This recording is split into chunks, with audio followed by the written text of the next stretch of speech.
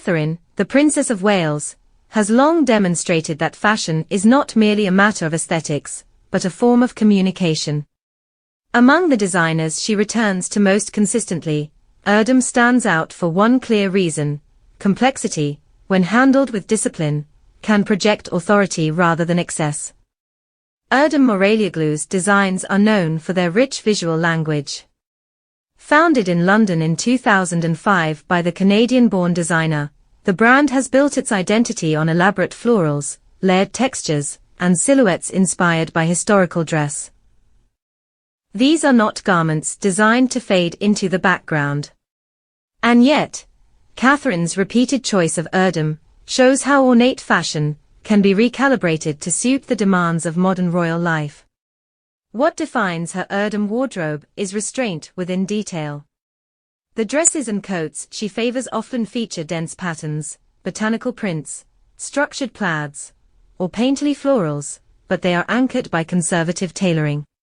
High necklines, midi lengths, and long sleeves ensure that visual interest comes from craftsmanship rather than spectacle. Florals, in particular, have become a recurring motif. Unlike the soft, romantic interpretations often associated with floral fashion, Catherine's Erdem pieces frequently use darker, or muted palettes.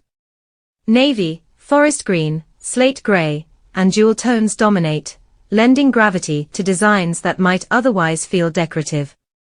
In a royal context, this choice matters. Texture plays an equally important role. Lace overlays, velvet finishes, and silk gazelle fabrics add depth and dimension, allowing garments to hold visual weight even in restrained settings. Catherine consistently offsets these rich materials with minimal styling. Accessories are understated, jewelry is rarely dominant, and hairstyles remain controlled.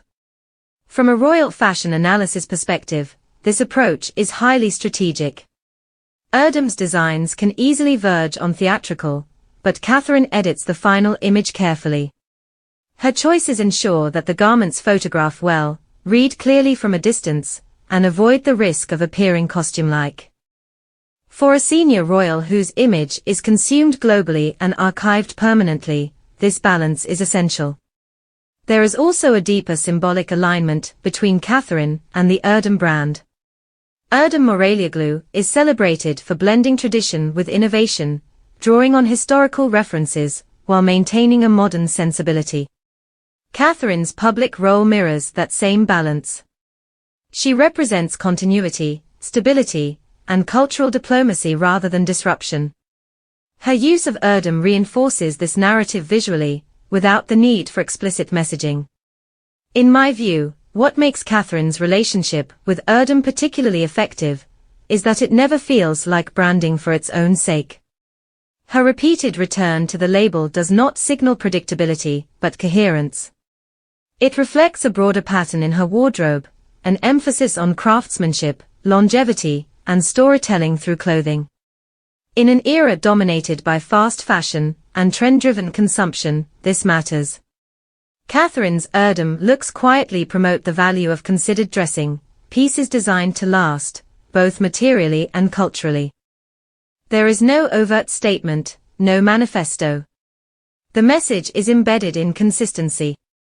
Ultimately, Catherine's Erdem wardrobe is not about individual outfits. It is about how a future queen uses fashion as a steady, visual language, one that communicates taste, authority, and cultural awareness. Through complexity handled with discipline, she demonstrates that elegance, when thoughtfully constructed, remains one of the most powerful tools in royal public life. Do you think Catherine's preference for intricate designers like Erdem strengthens her image as a future queen, or would you like to see her take more fashion risks? Let us know in the comments below.